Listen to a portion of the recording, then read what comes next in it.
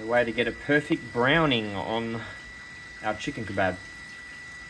Straight in the drill. over the top of it. Nice and slow. Put it a bit fast. About that speed.